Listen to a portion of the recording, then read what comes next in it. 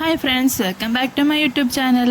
അപ്പോൾ ഇന്ന് ഞാൻ വന്നിരിക്കുന്നത് സാധാരണപ്പെട്ടവരുടെ ഒരു പൊതിച്ചോറ് വിഭവങ്ങളുമായിട്ടാണ് കേട്ടോ. അപ്പോൾ ഞാൻ ഇൻട്രോ ഒന്നും എടുക്കാൻ മറന്നുപോയി. ഇപ്പം മോളായിരിക്കട്ടെ നമ്മുടെ ഇന്നത്തെ വീഡിയോയിലെ ഇൻട്രോ.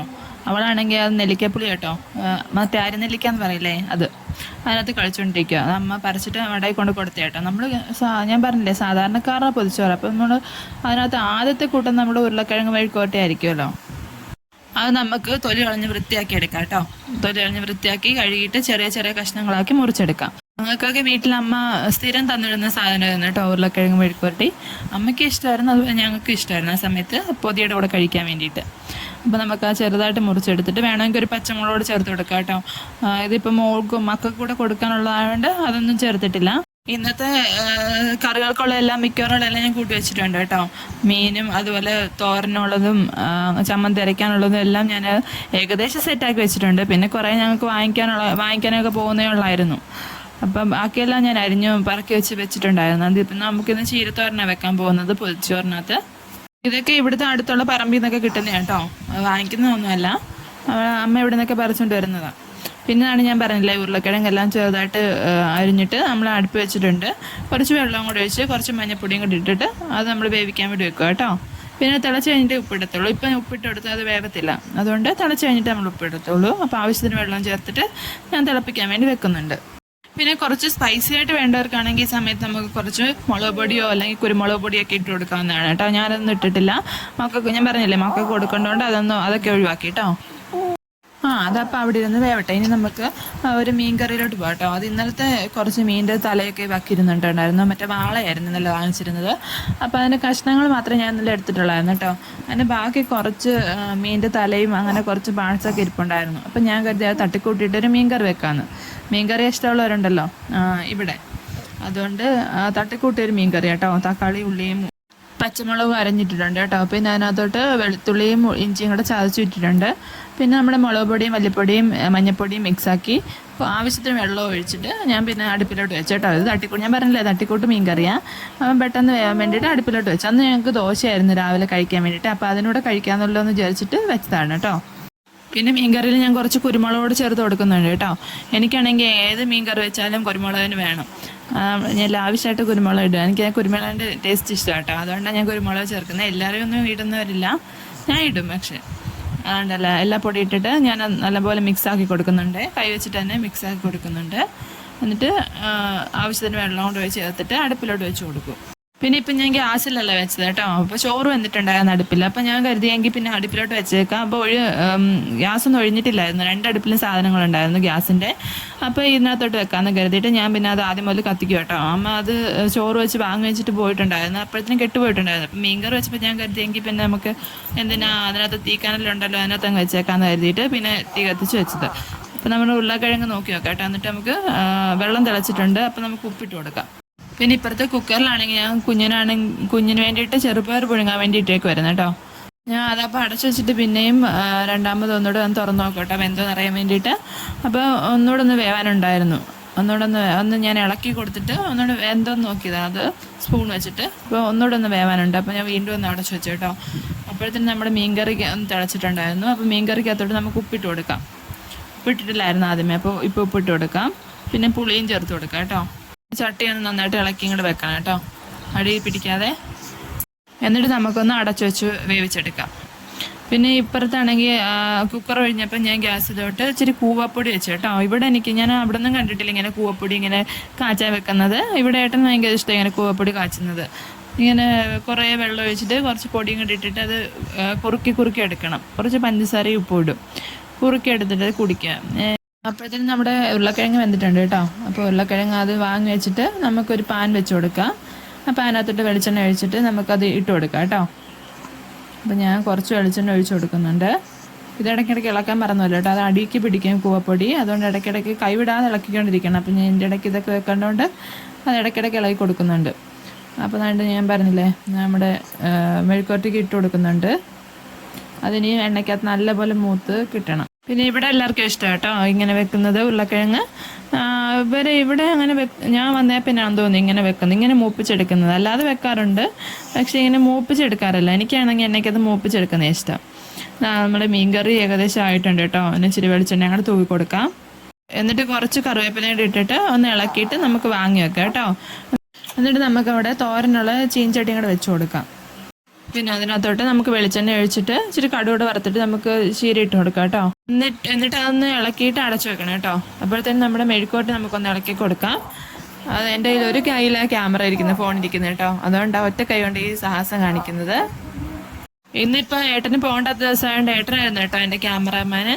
ഇപ്പം മോടെ പുറകിലാണ്ട് പോയോണ്ട് ആ കുറച്ച് സമയം ഞാൻ മാത്രമേ എടുത്തത്. ഇതൊക്കെ ഞാൻ തന്നെ എടുത്തോണ്ടാണ് ഇങ്ങനെയൊക്കെ ഇരിക്കുന്നത്. അപ്പോൾ ഞാനത് നന്നായിട്ടൊന്ന് ഇളക്കിയിട്ട് കൊടുത്തിട്ടുണ്ട് കേട്ടോ.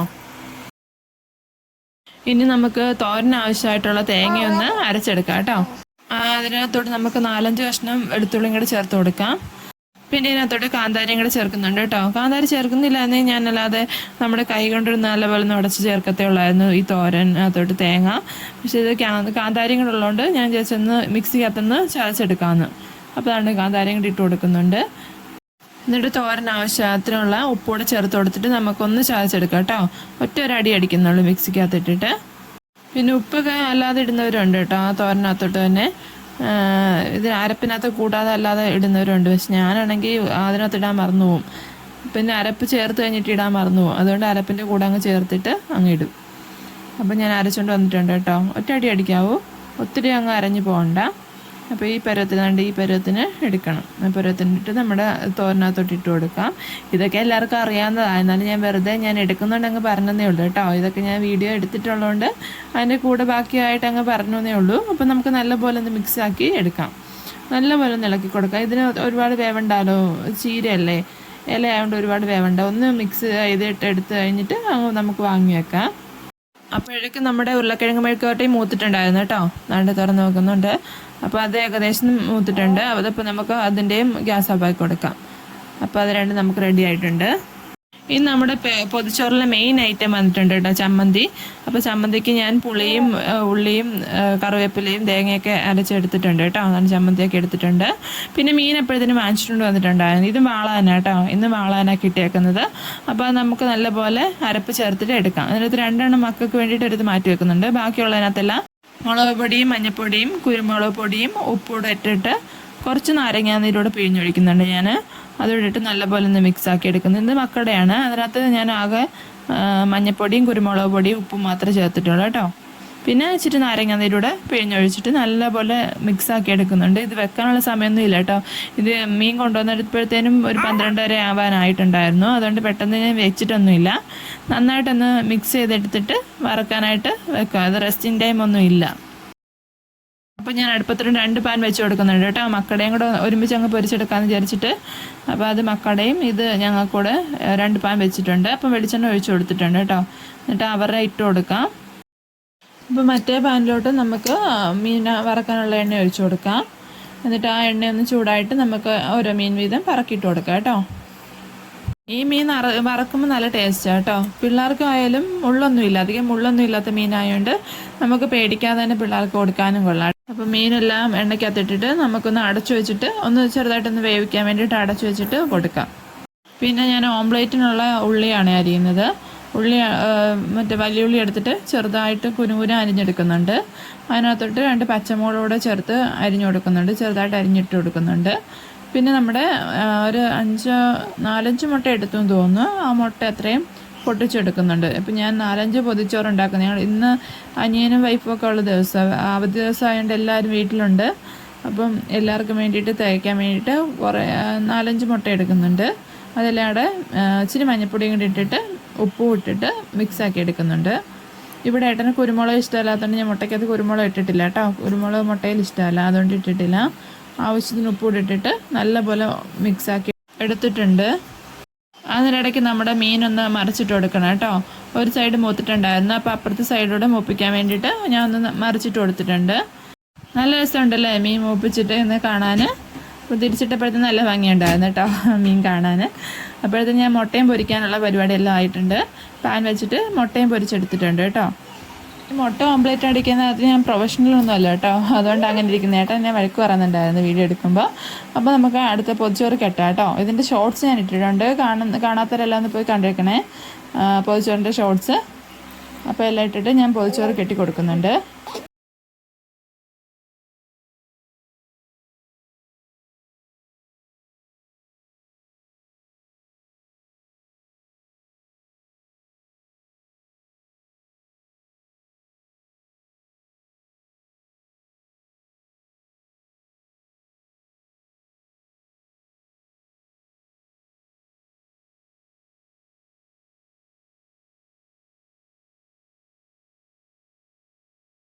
ഇനി നമുക്ക് കഴിച്ചു നോക്കാം കേട്ടോ. ഞാൻ കുളിയൊക്കെ കഴിഞ്ഞ് വന്നിട്ടാണ് ഇത് തുറക്കുന്നത്.